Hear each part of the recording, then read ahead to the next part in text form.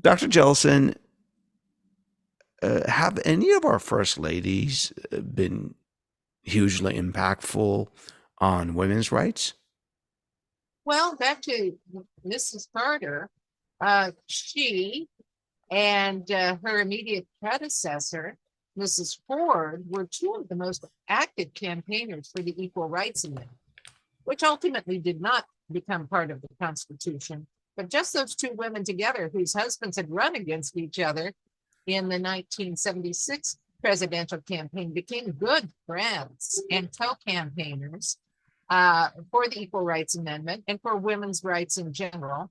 In 1977, there was a major women's rights meeting to bring publicity to the Equal Rights Amendment in Houston, Texas. And a Texas former First Lady joined them there too, Lady Bird Johnson. So we had, by the late 1970s, three very high profile former First Ladies who were out there advocating for women's rights and the Equal Rights Amendment. I would say that This is the Equal Rights Amendment that had a time sort of deadline attached to it, and some argue that it lapsed. Some states say no, it hasn't lapsed. exactly And Nancy Pelosi brought it up, I think, about a right. year ago again. Okay, there Yeah, you go. Yes. a little over. Well, it was, obviously when she was still Speaker of the House. Yeah. So Two, two and a the half years House, ago. Yeah. yes, the House was under Pelosi's leadership was ready to put it on the table again, and three states that hadn't ratified it previously ultimately did, and the House under Pelosi's leadership said, "Okay, we're ready to go." The Senate has not Hasn't come taken around. it up again, and now under the present House leadership, I don't think. It's going to happen. When we talk about women's rights, how about President Wilson's second wife? Yes. Well, You think she was involved? She pushed for it, or what she said was that she never made any decisions that wouldn't have been her husband's decisions. That she simply facilitated his activities after his stroke. And so there were times when he went to sign a document and she would help guide his hand, that oh kind my of thing. gosh, Yes. Or, he would say something that maybe other people couldn't understand what he was trying to communicate, and she would voice those concerns or statements for him. But I think mainly what she did that was important at the time was to disguise the extent of his health problem, yeah, the extent of his disability after that stroke to his enemies in Congress, yeah. because he had several high-powered Republicans that were trying to thwart the Versailles The League of Treaty Nations, yeah. and the League of Nations, and of course that was ultimately thwarted. But her argument, I mean, U.S. Joining the League of Nations, or the U.S. signing on to the Versailles Treaty and creation of the League of Nations, her argument was that that was such an important goal of her husband's, that that this was his great dream, creation of the League of Nations, that she had to keep him functioning and not let his political enemies in Congress know the extent of his disabilities, because he had to keep pushing to see that become a reality. She thought if he felt there was no hope for creation of the League of Nations and the U.S. becoming a member, which of course never happened, but he had to still believe that that would be a possibility to keep going. She thought it would kill him otherwise. Yeah, yeah, lose hope. You mentioned two women that were very active as first ladies, Eleanor Roosevelt and Rosalind Carter. I know Ms. Rodham Clinton, she was also very active, especially in healthcare. Is it if we sort of take a swipe at history going back without getting into every first lady's history, is it a case that it seems like Democratic first ladies are more active than Republican, or no? Well, not over the whole span Mhm. of the role of First Lady, but certainly in the last several decades, that has been the case. And I think much of that has to do with how the two parties have aligned themselves since 1980. Um, Interestingly enough, the Republican Party of the two major parties had been the first party to endorse the Equal Rights Amendment. Um, and Ah, and under the Ford presidency, we had an activist Republican first lady yes, yes, you who mentioned was that. pro ERA, uh, pro Roe v. Wade decision.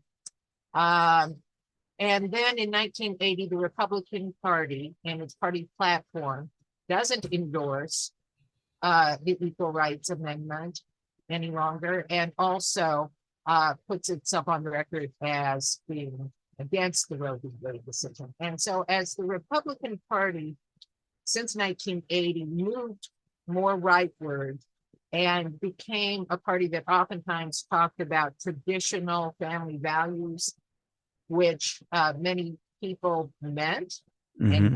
people interpreted as meaning more traditional gender roles. I think many Republican first ladies have felt, well, there's only so far I might push certain types of activities um, I see. I see. without Yeah. alienating an important part of our party's constituency, those who are, well, especially those in the Christian right, Yeah. Yeah. which So the became a part, major force in the Republican Party beginning in about 1980. so sort of party politics within the Republican Party also shaped the Yes, activism of the yes, first yes, which ladies. I think is so interesting that we did have such an activist first lady who was a Republican right before that rightward shift, Yeah. Betty Ford, right before that rightward shift in her party. Do you have a favorite first lady? I almost want to say, can you guess who it is? Uh Roosevelt, huh? yeah, Yeah. yeah. Yeah. Well, I'm so transparent. Yeah. Yeah. Eleanor Yeah. Roosevelt is my favorite. Of course, Second favorite? she was first lady much longer than anyone else, too. But Exactly. Exactly. Do you so have a second? impact. Oh gosh. Um, you know what I'm going to say, and it might seem an unusual choice. Um, but it might be Jackie Kennedy because as long Oh, as we've been talking about the White House, her restoration of the White House and her activity, both when she was in the White House and after that period, in the area of historical preservation of the nation's architecture. I think that was really important. That was a great legacy she's left to every other first lady since then. oh, that's She wonderful. wanted the White House as a building and as the home of the first family to reflect the nation's history, a place where you could go and see the furniture and the objects that previous presidents had owned and used. And she started taking that building seriously as an important building that belongs to the American people and should reflect our history. And laws were passed during her husband's presidency that basically make the White House now a living museum, something that can't be changed on the whim of whatever family is living there at That's the wonderful. time. Yeah. You So can't take the china if you want it or whatever it gets. exactly. And Um, before this point, people would sell off the furniture and bring in any kind of off the assembly line. I want to say the name of a famous Swedish company. Bring in IKEA no, furniture. don't say You that when it can't do comes to the that. White You can't House. do that. And I'm glad you named Jackie. Kennedy, I'll share a quick personal story. There's the White House. I forget the official title, Historical Society or Historical Restoration Society, something to that effect. Well, they have art contests, and my daughter entered in one, and they send her a prize. So every year we have an ornament on our Christmas tree from the White House, Oh, and that's so sweet. they send us this thing about Jackie Kennedy. So that was Jacqueline Kennedy. So that was really Yeah. nice. If you wanted our audience to remember just one point about America's first ladies after everything we've talked about, what would it be? Yes, I would say that they are probably, on the whole, especially in our modern times, really since Eleanor Roosevelt forward, for the most part, they have served as the most high profile and influential unelected leaders in in our society. Yeah, And it is every year, around this time of year when those most admired men and women polls are taken, more times than not, the most admired woman is the current first lady. So it is, in our modern times, a position of high profile and influence, and she's not an elected official. yeah, like Dr. Biden and Ms. Obama.